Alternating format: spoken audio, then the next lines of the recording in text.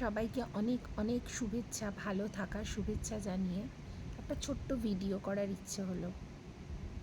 Generally আমি blog বা video এরকম করি না, করি রিলস করি। বিগত 2-3 দিন ধরে শরীরটা ঠিক নেই, জ্বর এসবে ভুগছি। তো হঠাৎ ইচ্ছে হলো একটা ভিডিও করি। তো সবাই কেমন আছো? আমার যারা ইউটিউবের বন্ধুরা কেমন আছো?